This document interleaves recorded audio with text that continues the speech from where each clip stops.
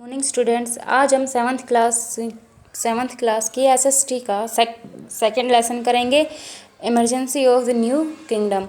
जो वहाँ पे नए राज्य थे उनका जो विकास था वह कैसे हुआ था, तो वो करेंगे हम। फर्स्ट लेसन हमारा कंप्लीट हो चुका है, आज सेकंड लेसन करेंगे। तो जो वहाँ पे जो कन्नौज था वहाँ पे कौन कौन सी जो शक्तियाँ थी, जो पावरफुल डायनेस्टी थी, वहाँ पे उनका जो भी उन्होंने जो स्ट्रगल किया अपनी अपनी जो डायनेस्टी थी उसको बढ़ाने के लिए, उसके साम्राज्य विस्तार करने के लिए। तो इसमें जो हमारे हैं जो Tripathi struggle of the Kannauj, तो जो त्रिपक्षीय जो हमारे तीन पावरफुल डायनेस्टी थी, उन्होंने किस प्रकार से कन्नौज में अपना अपना जो स्ट्रगल, मतलब अपने अपने राज्य को बढ़ाने के लिए जो स्ट्रगल किया था, वो आज हम पढ़ेंगे। जो अच्छा, अब बताते हैं जो नाइन्थ से 13th सेंचुरी में जो तीन पावरफुल डायनेस्टी थी वह थी, फर्स्ट डायनेस्टी थी पाल्स, सेकंड डायनेस्टी थी गुर्जर और प्रतिहार, और थर्ड थी राष्ट्रकूट।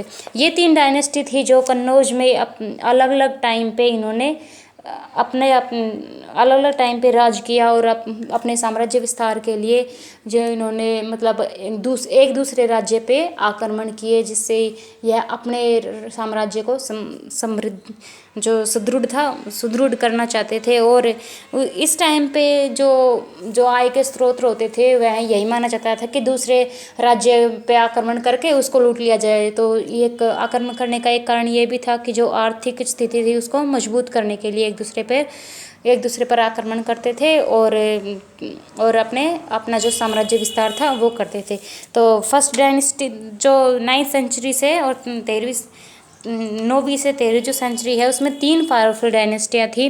फर्स्ट है पाल्स, सेकंड है गुर्जर और प्रतिहार, और थर्ड है राष्ट्रकूट। जो पाल्स है वह 8वीं सेंचुरी में गोपाल ने जो इसका फाउंडर था वह गोपाल था। तो हम बोल सकते हैं जो पाल डायनेस्टी का जो फाउंडर था वह गोपाल था। गोपाल ने पाल जो डायनेस्टी थी उसकी स्थापना की थी, और पाल डायनेस्टी वाज मेड पावरफुल। जो पाल डायनेस्टी जो पाल साम्राज्य था उसका पावरफुल, मतलब जो उसका फाउंडर था वो तो गोपाल था, लेकिन जो उसका पावरफुल जो राजा हुआ था वह गोपाल का बेटा था जो धर्मपाल, वह हुआ था। सेकंड पॉइंट है गुर्जर और प्रतिहार। जो राजस्थान, गुर्जर और प्रतिहार जो डायनेस्टी थी वह राजस्थान में थी, और कौन सी सेंचुरी में थी? है 8वीं सेंचुरी अवंती में। राजस्थान की जो अवंती है उसमें जो गुर्जर और प्रतिहार जो डायनेस्टी है वह 8वीं शताब्दी में बहुत ही पावरफुल डायनेस्टी थी। और जो पावरफुल मतलब गुर्जर और प्रतिहार का जो सबसे पावरफुल राजा था वह था मिहिर भोज इसका पावरफुल राजा था, और उसने 46 साल तक इस पे शासन किया। और जो मिहिर भोज है उसके बाद उसका बेटा महेंद्रपाल इसका अगला राजा बना था। आगे है कि जो महमूद गजनवी जब 1018 में जब महमूद गजनवी ने जब यहाँ पे भारत पर आक्रमण किया था, तो उसी के साथ ही जो ये डायनेस्टी थी उसका एंड हो गया था।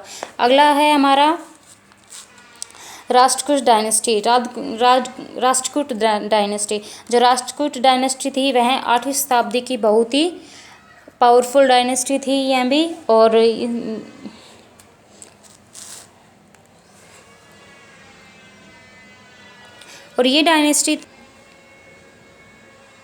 ये जो डायनेस्टी थी वह जो ये राष्ट्रकूट डायनेस्टी थी वह 8वीं शताब्दी में जो दानंती दुर्ग जो के अंडर में आती थी ये जो राष्ट्रकूट डायनेस्टी है वो। और जो ये राष्ट्रकूट डायनेस्टी है वह जो चालुक्य जो वंश था उसकी समकालीन मानी जाती है। जो चालुक्य वंश के जो शासक होते थे वह इस पे लगातार आक्रमण करते रहते थे। ठीक है, अब जो इसके राष्ट्रकूट का जो आखिरी पावरफुल राजा मानते हैं कृष्ण थर्ड को।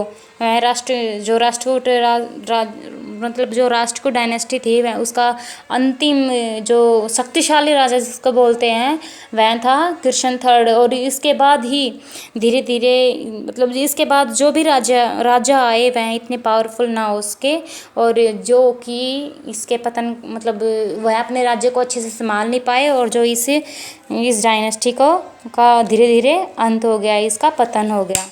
थैंक यू बच्चों, आज इतना ही, क्योंकि लंबी वीडियो होने के बाद ये सेंड नहीं होती है, फिर आपको वर्क पहुंचने में लेट हो जाता है। तो आज हम इतना ही पढ़ेंगे। नेक्स्ट एक लेसन में हम 3 पार्ट करेंगे, तो ये फर्स्ट पार्ट है। अगले डे आपको अगला पार्ट मिलेगा। तो आज के लिए इतना ही। Thank you.